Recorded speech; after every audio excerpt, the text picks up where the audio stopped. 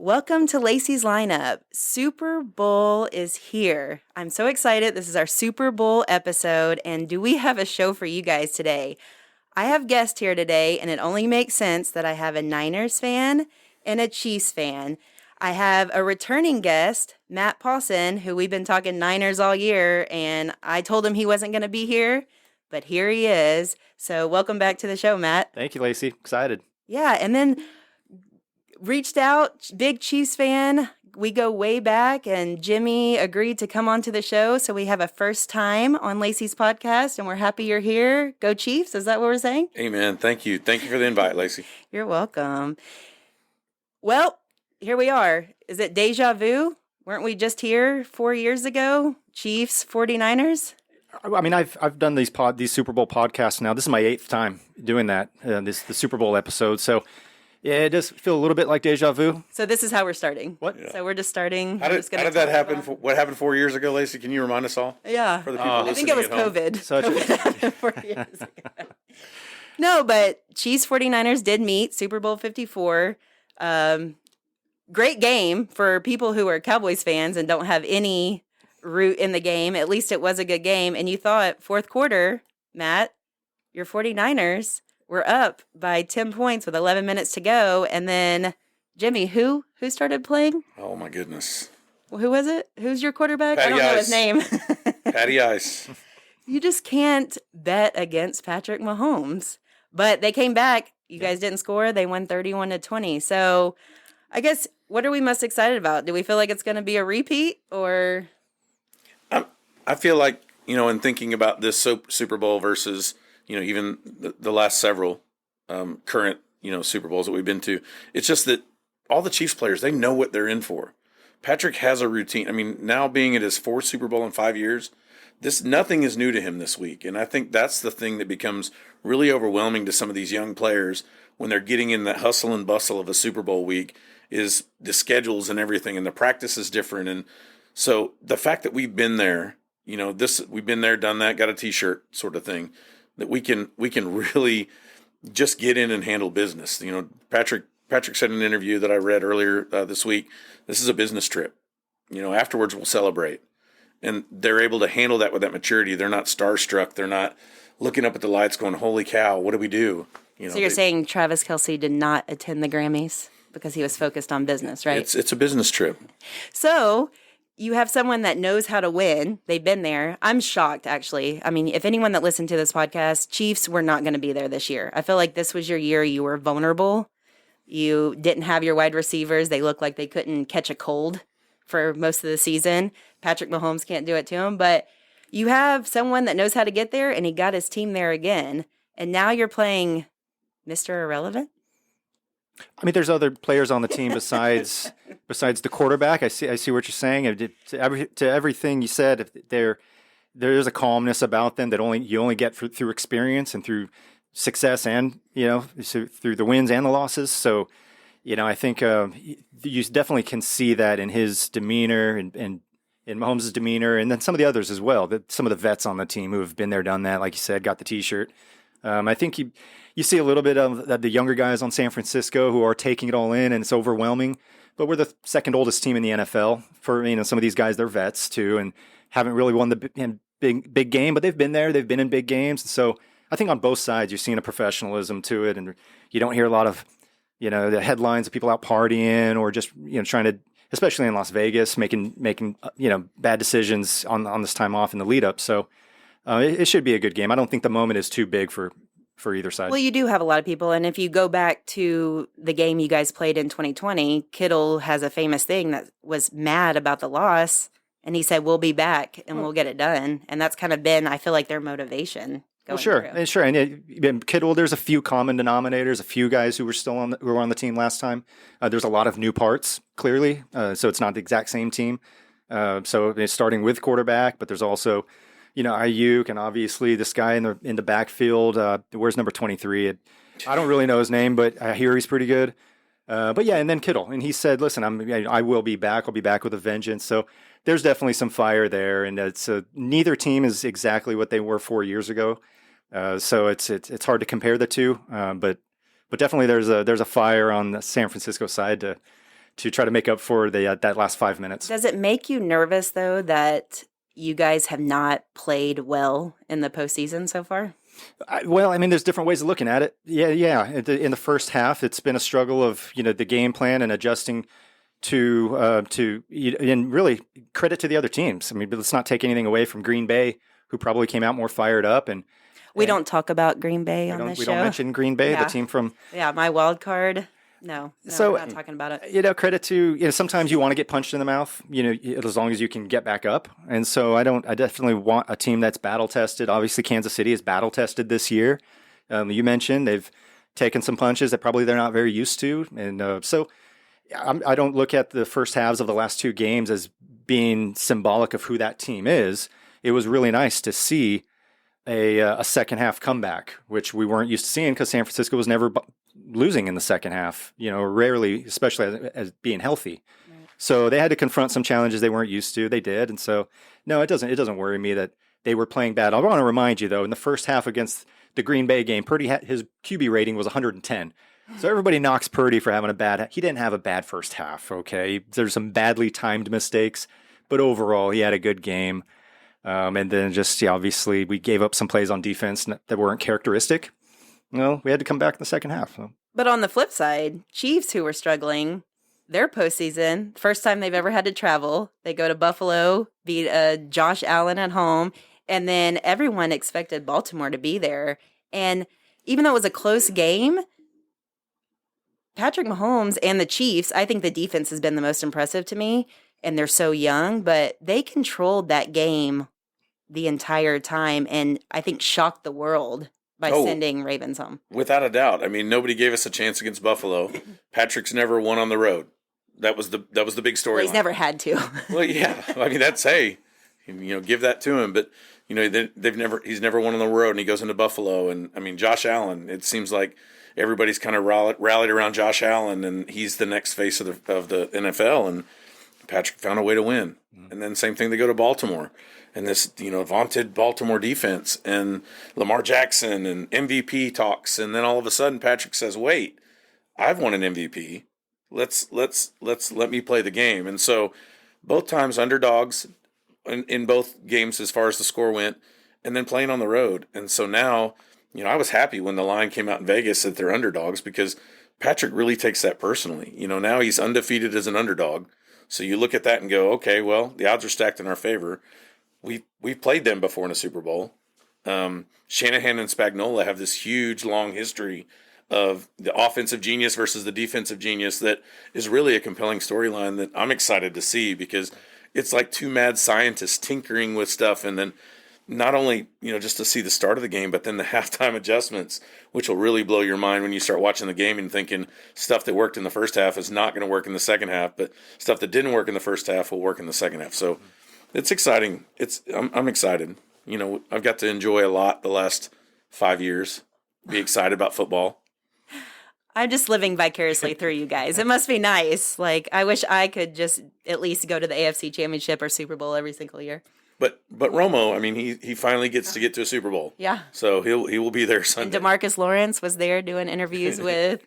I mean, we're a strong presence. Yes. I will tell you. So. Well, listen. I mean, even the Cowboys did make media day. I mean, the fans did give a shout out to Dallas Cowboys the other day. The 49ers fans did at least. So you did get. It was terrible. You did get some airtime. Didn't they say you suck? Well, but take what you can get. I mean, it was airtime. There's no such thing as bad publicity. Jerry says all publicity is good publicity, right? And that's what's wrong with the Cowboys. Yes. I know we're not talking about them, but that's what's wrong. He's just okay if we're always talking about the Cowboys, not the Cowboys being. They actually interviewed DeMarcus Lawrence, and they asked him about that Green Bay game. And I'm sorry, I'm going off kilter here, but he said, well, it's a long season, and when people play the Cowboys, it's like our Super Bowl every year or every game. So by the time we get to postseason, we're tired. What? Well, just think if the Cowboys played everybody else like it was their Super Bowl. That would be great. Well, I don't think they know how to do it. Oh, they haven't been there, so. But I'm just saying, when he said that today, I was like, I need to rewind this and listen to it again. Like, that's an excuse, right? I'm a coach. That's an excuse. Like, we don't make excuses. And that's our problem. But anyways, back to the big game. Sorry, I went off a little bit. But let's move on now. So let's talk about this matchup. We know how we got there. You guys are both there. Congrats to both teams representing the Super Bowl. What do you think your keys are to win this game? Let's start with you, Jimmy. So I think the big thing in watching that San Francisco-Detroit game, I'll talk about the opponent first. You can't let Purdy take over the game. And that really in that second half, we saw Brock Purdy do things with his legs. With his legs. He's not a running quarterback. I mean, Mr. Irrelevant, all of a sudden, he took over the game, and he was a leader, and he was a winner. We can't let that happen. And so, I mean, I've read, things on different blogs about, put McDuffie on him the whole time and have – I don't think that we need to shadow Brock Purdy, but there's some people thinking, hey, he took over that game against Detroit, and, you at least have to respect that. So I think, for us, the key to the game, and this is no, epiphany, Pacheco's got to continue to run like he's mad at the ground. Just that's what he does. He runs so angry and like he's got a chip on his shoulder, and then that sets up Patrick for the play action. And if Patrick gets out of that pocket, that's where he does his magic. And so those two things, that run sets up that play action, and then just don't let Purdy beat us. Make Christian McCaffrey, Brandon Ayuk, Deebo Samuel, make George Kittle's not going to beat us. See, I don't know if I agree with that, though. Really? I think I would rather Purdy beat me than McCaffrey beat me. No, but our run defense is our strength. I don't think McCaffrey's going to – he may touch the ball 15 times out of the first 20 plays. He's not going to gash – I don't think he's going to gash the Chiefs like he's gashed other defenses because they know it's coming. I mean, they've seen the script. Everybody's seen the script. Shanahan he's confident in his game plan. He's not going to change his script because he's up against Spagnuolo.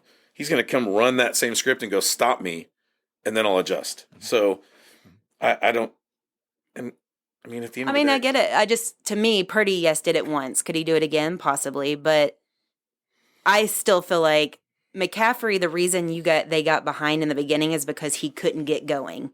The reason they came back and are in the Super Bowl is because he went going. So I just think McCaffrey is that difference maker. And I mean, let's hear from you, Matt. I mean, what do you think of that? Yeah, I mean, I pretty much agree with everything you said. I mean, you can't agree. You guys are enemies. Well, I guess the point being, going back to a comment made earlier, this really isn't Purdy versus Mahomes or Reed versus Shanahan. I like what you said earlier. It's the defense versus Purdy and how you contain him. And he has this new set of tools in the toolbox that nobody knew about, maybe even including him, that was unlocked and can move the chains and keep things moving when everybody's focused on Deebo or McCaffrey. And so there's just, where do you focus your attention? And then, oh, by the way, yeah, you might have a Kittle going up the seam who's just completely forgotten about. So you do have to account for Purdy. I don't think he's at the level where you put a spy on him necessarily. But boy, I mean, as a fan watching him for, only, less than 2 years, he unlocked something that maybe even Shanahan didn't know about. So that is a huge element to the game that we didn't see up until 2 weeks ago. So that's a big one, for in terms of keys to the game. But on the other side of the ball, our defense, San Francisco's defense, I should say, is containing, not letting Mahomes out of the pocket, because that's where the damage is done. Bosa said it best when they played against Philadelphia, and he said, for the first time ever, we took a different approach during practices, which isn't pin our ears back and go after the QB, because that's when he's going to get outside and that's when damage is going to get done. It's collapse the pocket, contain him, and then he's got to make a decision. Do I throw the ball? What do I do when all of these 300-pounders are kind of crashing in on me? And that's when you see the happy feet come into play, and you saw it against Philadelphia. So I think the key is not sack Mahomes 6 times, because it just ain't going to happen. He's just too good on his feet. But keep him in the pocket, and and give that defense time to get after him and make him think about it with a couple of pressures and hits. But it is going to allow time for him to find some weapons. But if we're doing our job in the secondary against Kelce, then I'll bet on my San Francisco's D line more often than not. Yeah, I've heard this week, though, there's talks of Chase Young being benched. Do you agree with this? No. I mean, obviously you can point to the effort against Detroit on some of those, at least 2 of the plays, the touchdowns to the right side where he cut back in, and San Francisco had overcommitted, but then laid back on the cutback, and so it was really soft. There was talk of some very some very strong meetings that called out the efforts of a couple of players, two in particular, with Chase being one of them. So you have to challenge him and you have to put him out there to respond. Let him respond. He was picked up for a reason. He was a top pick for a reason.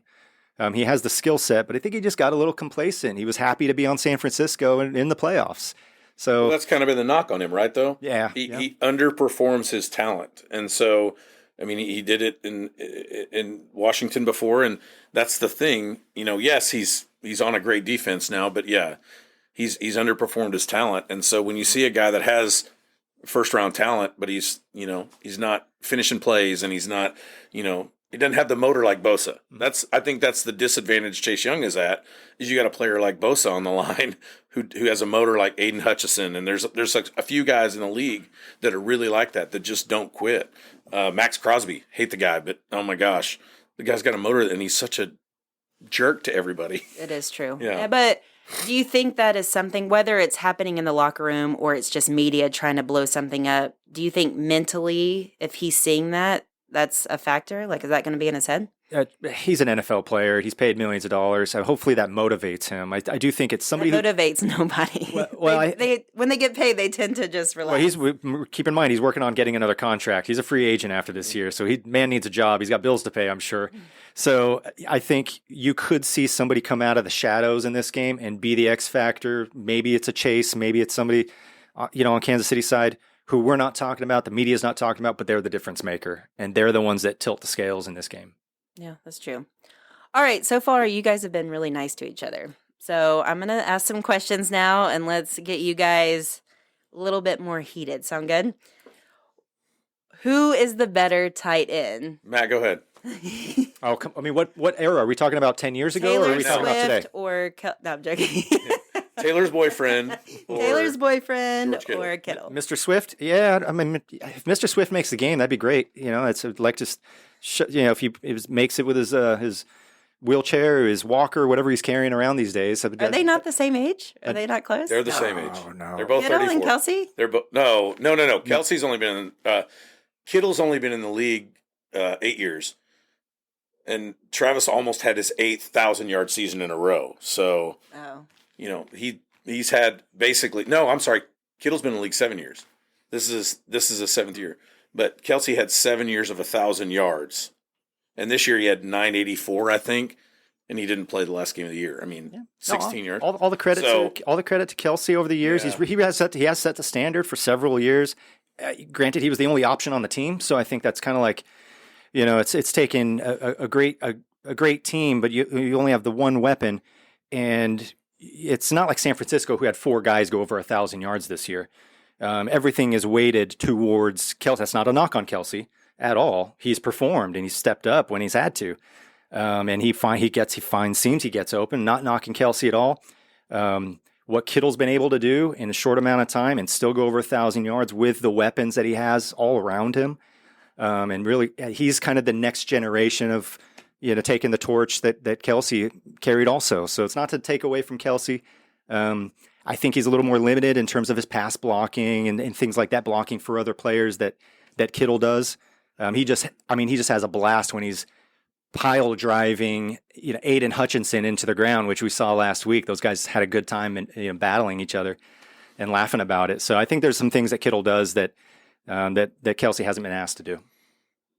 But Kelce, he was Patrick's only option last year too. So I guess it works. It works. And to Matt's point, if you look at the PFF rankings, like pass blocking, I think there's a 2-point difference between Kelce and Kittle. That's what the experts say. But on catching, which is an important role for a tight end, especially if you're the only option. Mm-hmm. Rice is coming in strong for you. Oh, Rashee Rice, he's a stud. He's the difference maker. You are getting a second option now out of him. But I will say, Travis Kelce is the difference of why you guys are in the Super Bowl, just in those two games. He played out of his mind. I guess that's a good way to look at it. If you take a guy out of the equation, what does the team look like? If you take Kittle off the 49ers, they're probably going to still be a good team. They have some other weapons, some other places they can distribute the ball. Kelce, in terms of value to your team, there's no question there. When you look at that statistic of wins over replacement, I don't think there's anybody. And if anybody was building a team today to play in the Super Bowl today, are they going to pick Kittle or Kelce? And Who are you taking? I'm taking Kelce. Who are you taking? Oh, come on. Who are you taking? Matt's You taking just Kelce. praised Kelce, so who are you taking? The Hutchinson guy from Dallas. I'm going to take him. He's Detroit. Ferguson. There you go. Yeah. Exactly. Oh, Ferguson. Yeah. Of course, I'm taking Kittle. I'll take Kittle every single day. If for no other reason, his personality. Matt's not being honest. He would take Sam Laporta. Sam Laporta. Yeah. And his there you bum go. knee. No, No, he's not, because he's like, I beat them. They're at home. But I beat them too, so.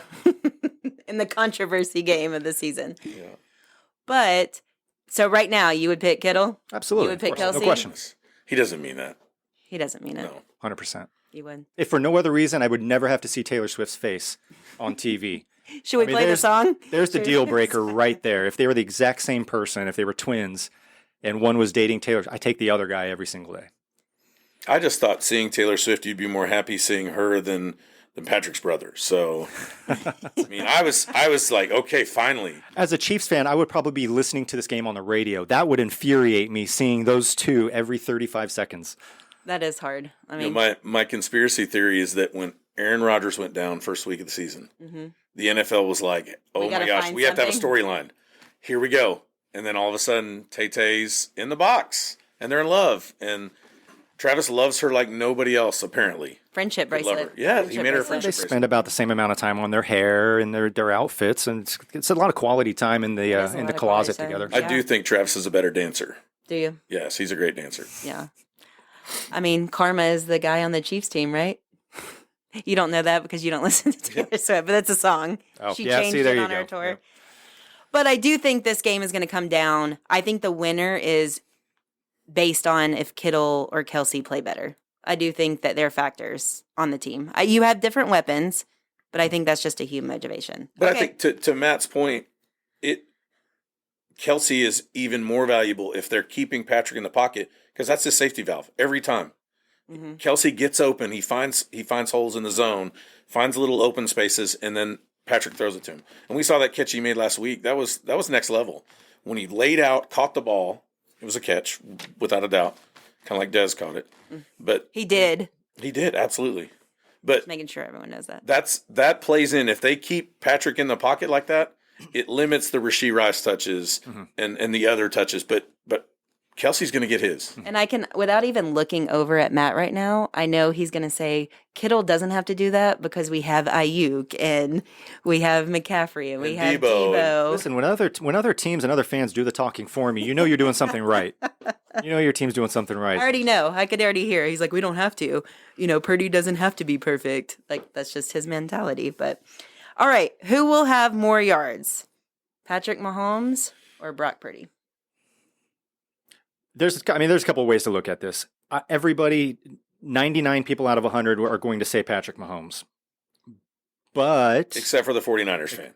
Exactly. well, I mean, it depends how you think the flow of the game is going to go, right? And who's going to be investing more in the run game. Brock Purdy can put up the yards, and he can outthrow Mahomes. It depends who gets out gets out to a lead first, and who starts throttling back to try to soak up the clock more. Purdy can win in a shootout. He absolutely can. If the Niners go up, though, Mahomes is going to be throwing it downfield. So who will have more yards? Obviously, I'm going to go with my guy on this one, but I also like to think if 49ers get out ahead, all the pressure is going to be on Mahomes to get that ball downfield, get big chunk yards to either Kelce or Rice. So, I have confidence in my guy, but I also have confidence in our defense to force Mahomes to be in that situation. And I think when you look at total yards from scrimmage, I think that's where Patrick has the edge. I mean, he can use his legs. He's seen on those play action passes where he gets 10 yards at a pop. I mean, it's not pretty, but it's 10 ugly yards that he gets even on a scramble because they have to respect his arm. He extends plays, too. And he has every throwing angle that you could possibly want. And so you can't cut off passing lanes because he makes his own. And so, if you total yards from scrimmage, being realistic, I think it's Mahomes because you throw those rushing yards in there. Remove last week's game or 2 weeks ago's game against Detroit where Purdy just in the second half all of a sudden figured out, I've got legs, Captain Dan.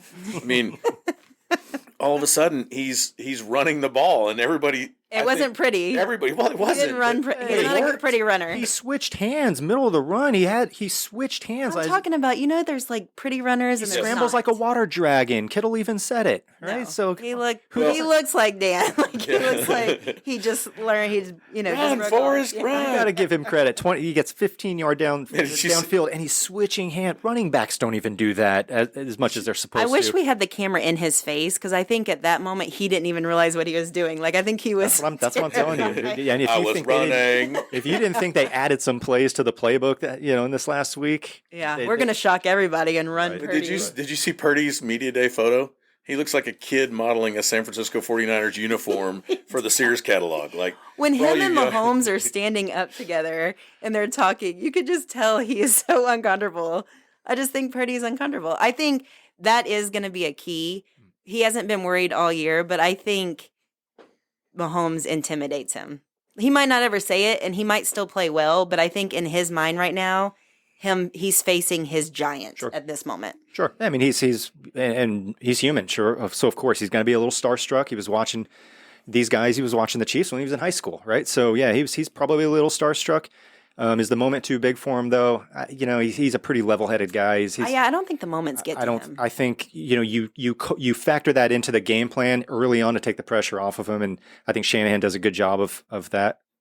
So yeah. But you're right. I mean, he looks like a guy who's delivering your pizza or something. And well, I mean, it's funny they started filming him walking in every time, and it is hilarious. I mean, the guy's got great posture. Listen, there was I don't know if you saw the meme. All the talk the last few weeks, right? Cam Newton and the game changer versus the game manager. Would you see the meme this week? The game changer is wearing $10,000 outfit, right, with the $3,000 pants and the Beats headphones. That's the game changer. Mm-hmm. And then here comes Mr. Game Manager walking up with his roommate, penny loafers on, and his slacks and his Old Navy jacket. Right. Yeah. So Target. What would you rather have? I'll take the boring guy every day of the week. Yeah. Do you agree with that? No, he doesn't mean that. It's because that's who he has. He doesn't mean that. Yeah. You have to. Would you not take Patrick Mahomes right now as your quarterback if given the opportunity? Oh, are we here to play hypotheticals? Yeah. Yes. I just want to know. Of course, would you I roll can't if say someone that. came up to you and said, "Do you want Patrick Mahomes or Brock Purdy?" Of course, I'm going to be. Of course, I'm going to be the homer and saying I'm taking Purdy. No, you're not. And I'll tell you why. And there's a perfectly logical reason for this. He's not worth $50 million a year. We can invest in other areas of the team. We're paying him $800,000 a year for the next 3 years. But you're gonna pay him. So, and he will be paid. But at this stage of our team, when we've paid everybody else, and San Francisco does have some cap room still, which is a magic show. I don't know how they do that. But do you want $50-60 million tied up in your quarterback now? And maybe the only guy in the history of football that could pull it off is Patrick Mahomes and the Chiefs. But that's not a recipe for success on other teams. Yeah, but if you can get to 4 Super Bowls in 5 years, absolutely pay the guy $50 million a year. Yeah. I feel like he's dodging the question. I didn't talk about money. I just said if I was presented Purdy or Mahomes, who do you take? You got to factor in them. You got to factor in money. Everything. Of course you do. No money. Of course, it's value for it's value for the money. It's okay. So he's not going to answer the question. No. All right. Most yards, McCaffrey or Pacheco? Are y'all just going to pick your guys? Well, I mean, I think probably going back to the first question, if you factor in total scrimmage yards, which that was a good pointing out the rushing yards in this instance, maybe factoring in the receiving yards and the dump off yards and things like that. I don't think there's any question we're going to be going with our own teams on all of these, but no, McCaffrey. I mean, but they're both being used differently in their offense. Pacheco's are going to be very violent, hard yards. Where McCaffrey, man, if that guy hits a hole, it's over. And I mean. And McCaffrey does receive a lot more than Pacheco does. I will say that. They started utilizing him more there, but... Kelce gets Pacheco's yards in receiving, and then they bring McKinnon in for those third down plays out of the back. And Edwards-Helaire, right? Yeah, I'm not a huge fan of... He was good. Good for a season. Welcome to my life. Yeah. All right, Rice or Debo? If you would have said Rice or Ayuk... I would have probably said Ayuk, but since you said Debo, I think Debo does what he does, and he gets those plays out of the backfield like a running back. But as a wide receiver, he's not. I don't think he's the player that Brandon Ayuk is. He's violent. He's mean. He carries the ball with an attitude. But I think Rashee Rice is going to have a game. He's going to introduce everybody to SMU. And is nerves going to be a factor for him? No, I think Patrick has probably got that kid under his wing. I mean, they were working out in the preseason before he was even drafted. He just happened to be working out with Patrick. He's had enough time to be coached on this, and he's got a lot of veterans around him that are telling him, "Hey, kid, you still do what you do."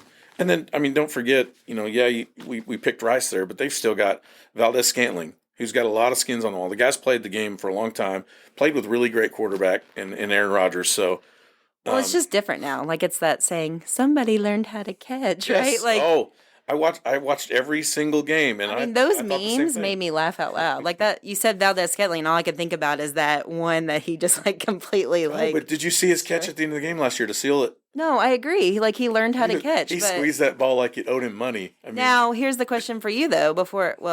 I know we're going to answer that, but the talk of Kadarius Toney coming back, not having him, I think, has changed your team.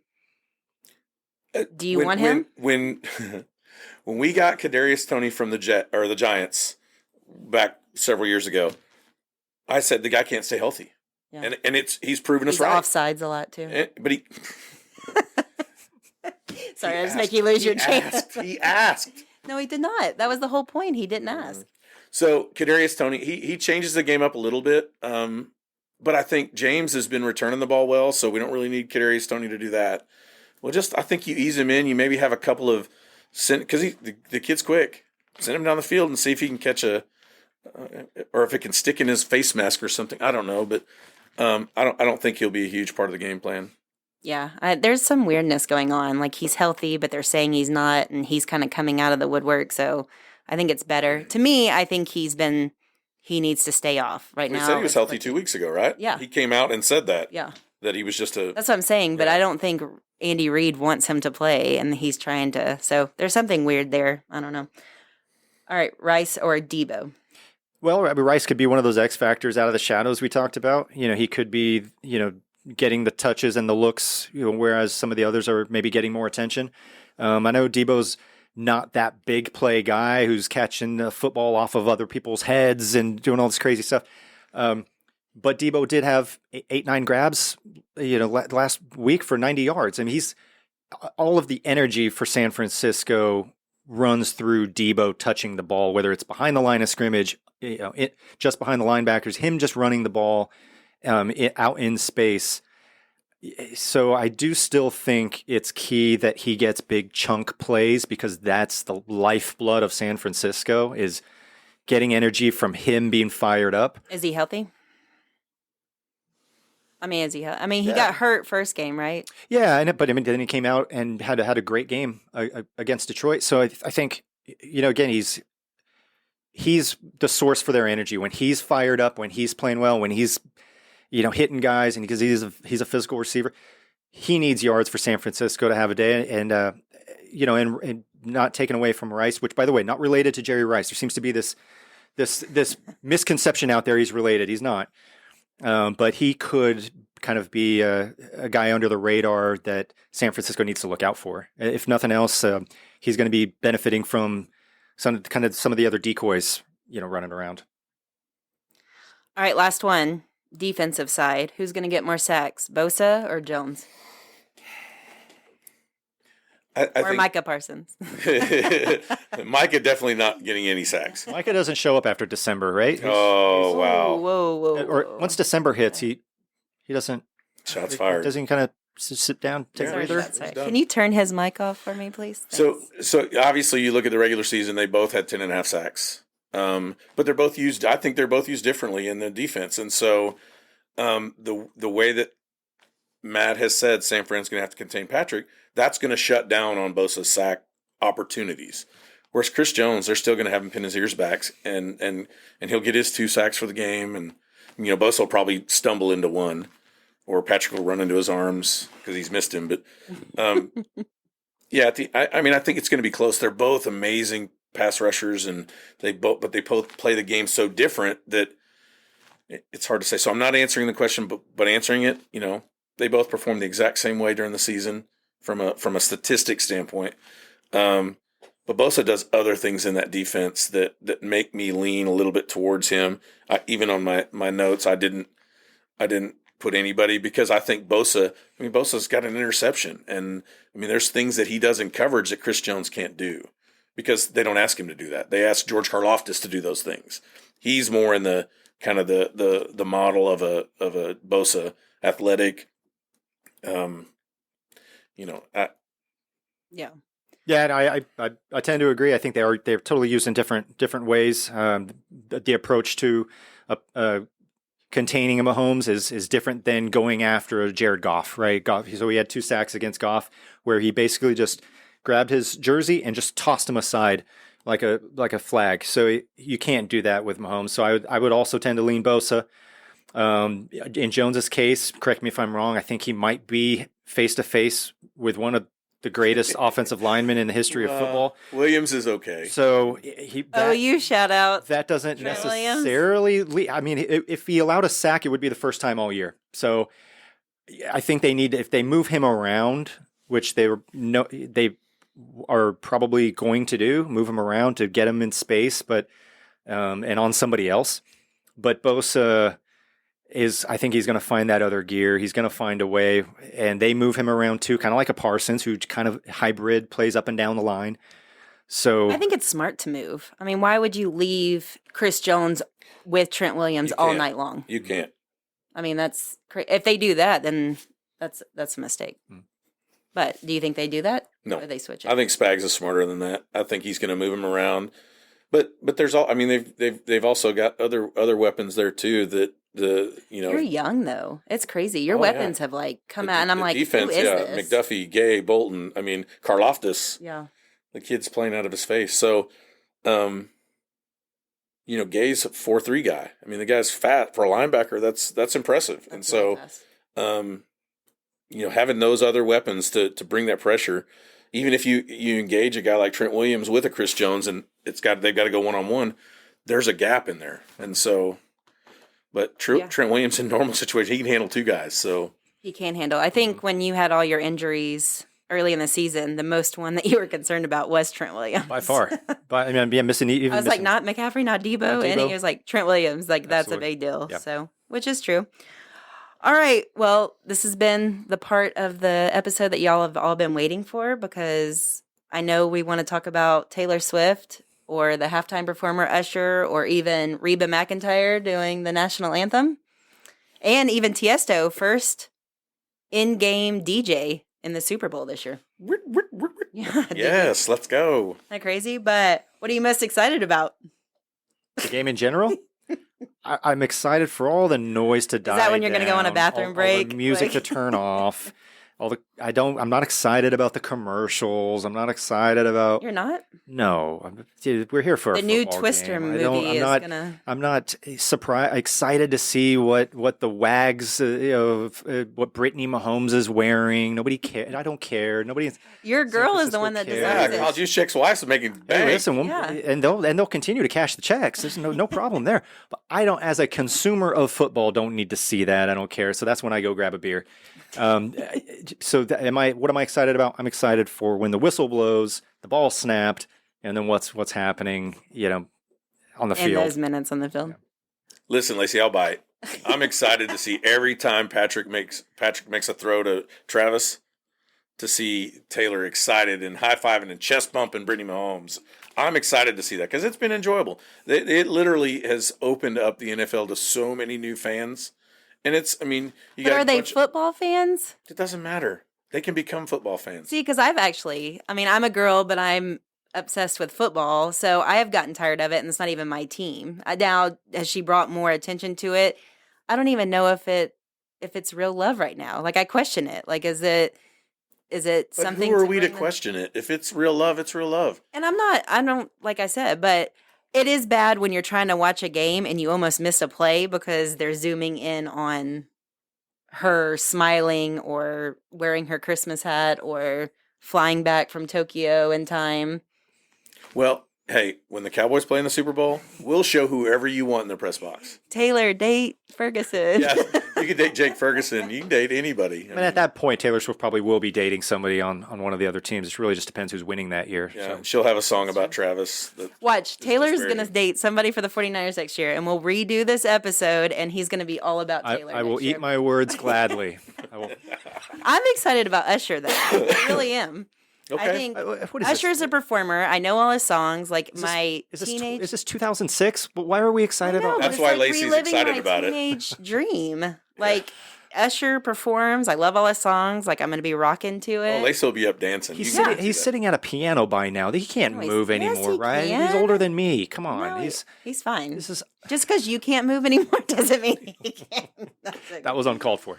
No, Completely but uncalled for. I mean, it will be. I mean, I always enjoy it. Hopefully, it'll be a good. I just had to throw that in there because I know you guys didn't want to talk about it. So, of course, I wanted to talk about it. So there it is.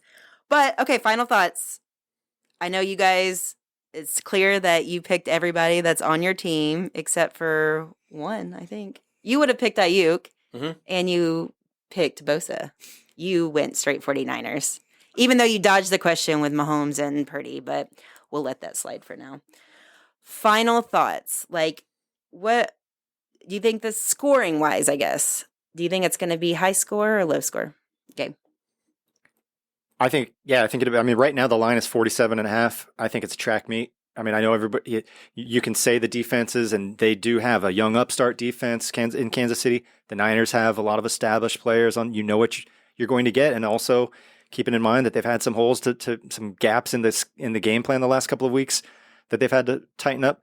I still think this comes down to the offenses and the wizardry of the old school Andy Reid and the young upstart, not a young anymore, not an upstart, but the mastermind of Shanahan. So I think it's going to be a track meet. I think I think if I'm betting on it, I think I take the over on 48.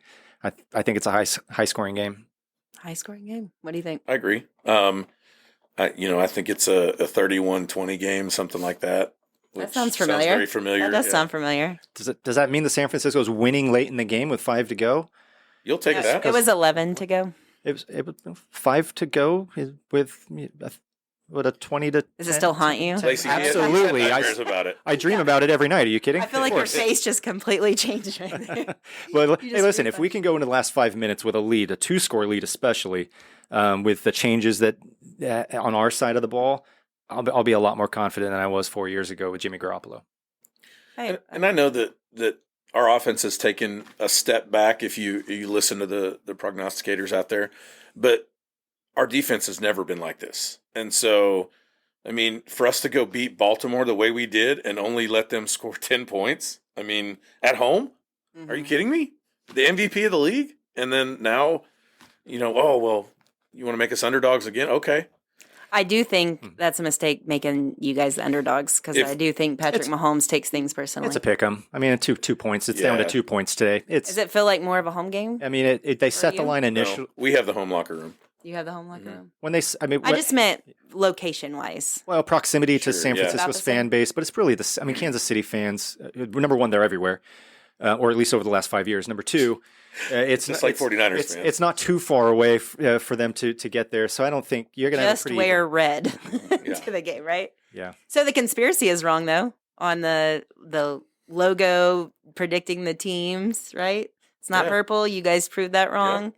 Red and red. Oh, and Popeyes was running their promotion on if the team had wings in their mascot, they would give away 6 free wings with every order, and then they got off the hook, so they're There you probably go. happy. So they probably are the ones that rigged that game. They're like, please, this can't happen. But circling back to your question, I think it's a race to 21.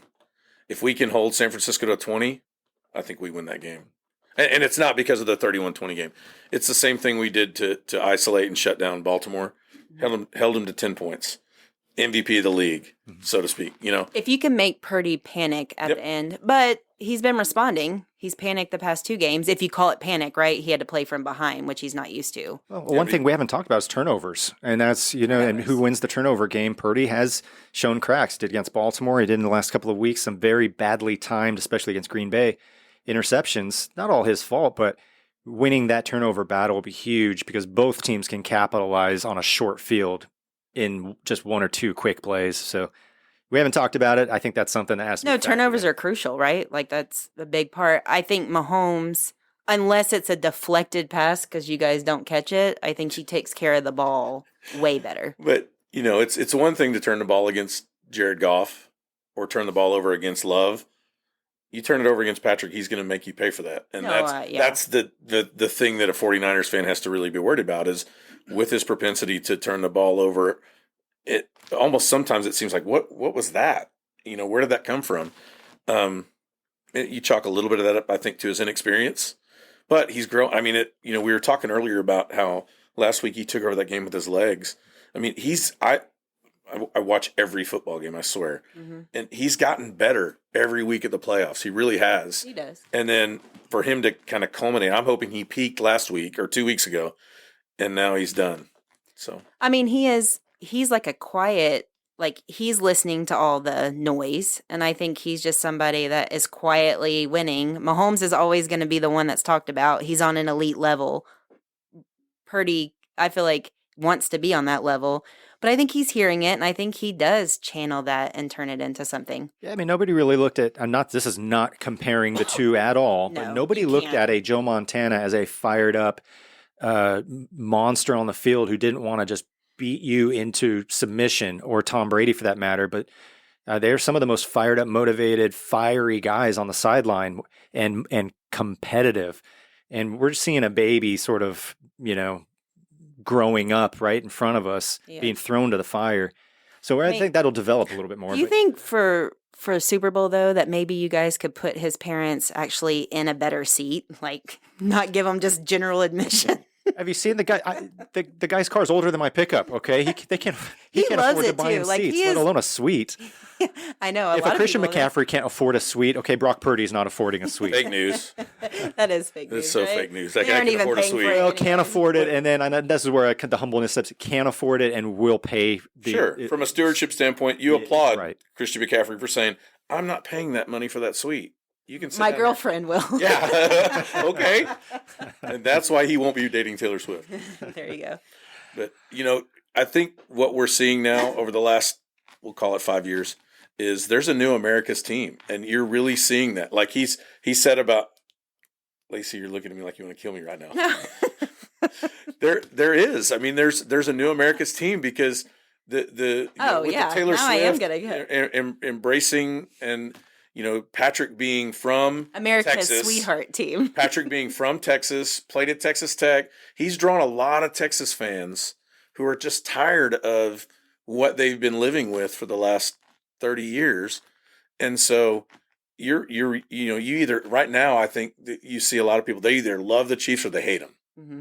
Whereas when, me growing up and even 10 years ago, nobody really cared about the Chiefs. They did fine. They'd go 13-3, lose to the Colts in the playoffs. And I went to a lot of those games, but now it's people either rooting really for them or really against them, which is what the Cowboys have lived their whole existence. They have. And I think it only became because, one, we're tired of seeing you guys at the Super Bowl. I mean, it is. We don't want a Patriot Tom Brady type thing where it's just all the time. I think, and that's no offense to you guys, but that's why I was rooting for Detroit. I wanted that, like, I liked that storyline going in. Yeah, there's something to be said for that. When you talk about America's team, there's really, it's a term. Nobody really knows what it means. It's for how you qualify to earn that title, and the Chiefs have had 4 Super Bowls in 5 years. Have had a great stretch. I will take 8 Super Bowl appearances and 19 NFC Championship appearances over 40 years, over 5 small years of success. I'll take sustained success over an entire generation and a half, rather than just a very small sampling. So I just want to make it to the championship game. Well, give me something. Well, yeah, it's all relative, right? Maybe Success is all relative. Maybe next year, Lacey. I know. I want to be here talking about it, It's always next year. Next year's our year. All right. Before we leave, I appreciate you guys being here, but let's act like 49ers and Chiefs are listening in, and you're about to give them their motivational speak to win this weekend. Just a final thought, not like a huge speech, but just what do you want to say to the 49ers before they play on Sunday? don't change anything from what you've done all season. You're healthy right now. The game plan has worked all season when you're healthy and when your key players start and finish the game. That's key. There's nothing to change. You just keep playing that game and be aggressive on defense. Commit to the ball. Whoever's carrying the ball, expect him to turn back into your lane. I mean, the thing that they did over the last 2 games was they did change a lot in terms of their defensive scheme. And bizarre to most 49ers fans that I've talked to, and even in the media, they're talking about it to the point where the defensive coordinator had to get out in front of the public and address it. So don't do anything different. Don't put too much pressure on yourself. Everything you did all season worked against the, quote, best teams in football, and those were our biggest blowouts. So, no, I don't think you have to go back to the drawing board. Was that a diss at me? It was a diss at a lot of teams. Yeah, sure. Dallas, Philly, Seattle. Apparently a diss at 12 teams. So, so you don't have to. He just said blowout, so it just kind of, it hurt. It hurt a little bit. It's fine. All right, so don't change anything. Did you hear that, 49ers? Don't change anything. Signed, Matt Paulson. From the regular season. From the regular season. Oh, yeah. Not the postseason, right? Okay, what's your message? I think they doubted us against Buffalo. They doubted us against Baltimore. And they're doubting us again. Let's go out. It's a business trip, like we said earlier. And let's just go handle business. It's at the end of the game. At the end of the day, it's a football game. And we've proven we're pretty good at winning the big games. So Patrick can win them. How many times? What was it that you were saying? 4 and 5 years we've been to it. I mean, we'd like to win. I just wanted to make sure because I couldn't remember if you said that earlier. But we are. You can't forget, and these kids can't forget that are there. They're the defending Super Bowl champions, and nobody gave them a chance. Even when we were talking earlier, nobody gave them a chance to be there again. And even during the season, I think some Chiefs fans were doubting, like, what's going on? I did. I thought y'all were vulnerable this year. I really did. We were. And then it just, you turn the ball over to number 15 and just tell him to go win the game, Patrick. And he does. Must be nice. Must be nice. Yeah. Well, or you could be like Lamar and just throw and catch to yourself. Right? That was cool. That was one of the most impressive plays I've seen. See, Patrick just needs to do that. When his team isn't catching, just throw a catch. Patrick doesn't run like biggest Lamar. Biggest fraud in football. Right? He's going to win the MVP. It's ridiculous. Lamar Jackson. It is crazy because he didn't even have a great start to the season. He didn't have a great any part of the season. His passer rating was in the 60s. He had the most interceptions of his career. He was a storyline. This guy was a storyline, but so was Taylor Swift, and so was Brittany Mahomes. She's in the Super Bowl. So Matt's saying Kelce over MVP. MVP, Kelce. So you just changed from Kittle to Kelce? Is that what you just said? Just for MVP. He still wants Kittle. Yeah, of course I'll still take Kittle, of course. All right. Well, congratulations for both your teams being there. One day I hope to be like you guys in the future. To me, I'm not excited about this game. No offense to you guys. I don't want back-to-back for you just because I like to see new. And I don't want you because you will beat me in the most rings coming home because we're tied right now with Cowboys. So nobody wins. Tie. Super Bowl tie. Does that sound good? That's one of the scripts out there, right? One of the scripts leaked to the NBC officials. Money on a tie? Double overtime, right? So... No, but I do hope it's an exciting game. Good food, Super Bowl. The only bad part of this is after this game, we have to wait until September. Do we get to do one of these afterwards? Can we do one of these on Monday? Yeah, we could. I mean, we got to have a celebratory who wins. You guys down? I'll understand if Matt doesn't But no, look, right now, before the game plays, you guys both have to be here again. Oh, of course. Okay. No problem. We'll have our stats with us. And then we're going to reread the questions. Well, thank you guys for coming on. Good luck this weekend. I do hope it's a good game. Appreciate Matt Paulson, Jimmy, being here today. Also, I didn't mention before, but I do have another person here that's been working the mics for us, Steven Henson.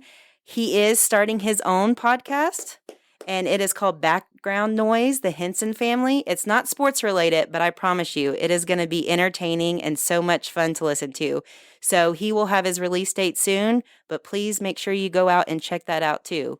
Until next time, Lacey's Lineup, signing off Super Bowl. We will be back one more time to crown the victory. Good luck, guys. Thanks for coming on. Go Niners.